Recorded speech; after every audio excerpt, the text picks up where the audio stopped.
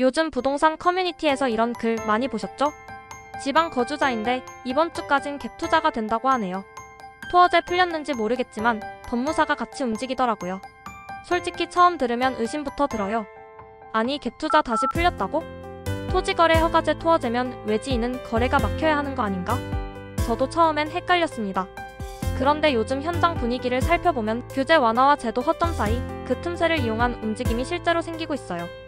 특히 서울 910억대 24평형 아파트 중심으로 거래가 다시 살아나는 조짐이 보이죠.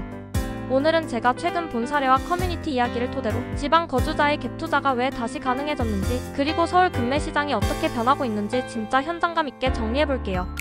본론: 토지거래 허가제와 지방 거주자의 틈새 투자 현실. 토지거래 허가제 토어제, 그게 뭐길래? 토지거래 허가제는 쉽게 말해 집 살 때 구청의 허가가 필요하다는 제도예요. 특히 강남, 송파, 용산 등 투기 우려 지역은 매매 계약 전에 구청의 허가서를 받아야 거래가 확정됩니다. 이 과정에서 실거주 목적이 아니라면 대부분 허가 불가로 처리돼 왔죠. 그래서 지난 몇 년간 지방 거주자는 사실상 갭 투자 불가였습니다. 임대 놓고 버티는 전략 자체가 막혀 있었거든요.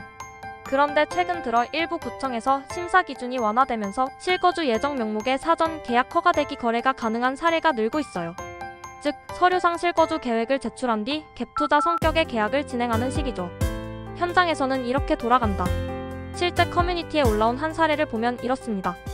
토어제라 사전 매매 계약이고 구청 허가까지 3주, 23천만 원 쏘고 시작하더라고요. 법무사가 같이 와야 합니다. 즉, 계약서만 쓰는 게 아니라 법무사 컨설턴트가 동반 참여해 허가서 제출부터 거래 완료까지 패키지 형태로 관리합니다. 이 과정에서 컨설팅 수수료가 1520%까지 붙는 경우도 있대요. 물론 여기엔 합법과 불법의 경계선이 분명 존재합니다. 요약하자면 사전 계약 허가 신청, 법무사 동반 거래, 투자금 일부 선납 2천, 3천만 원, 실거주 명목으로 갭 투자 진행.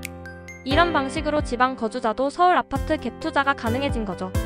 요즘 가장 거래 활발한 구간 24평, 10억 전후.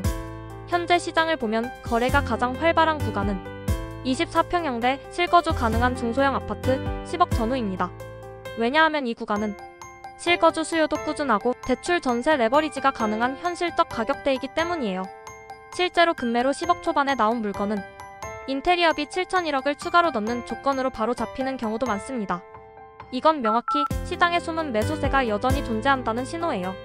하지만 허가제 틈새 거래는 리스크도 크다. 문제는 이런 거래가 모두 합법적인 건 아니라는 점이에요. 토지거래 허가제는 서류상 실거주 목적이 아니면 허가가 취소될 수 있고,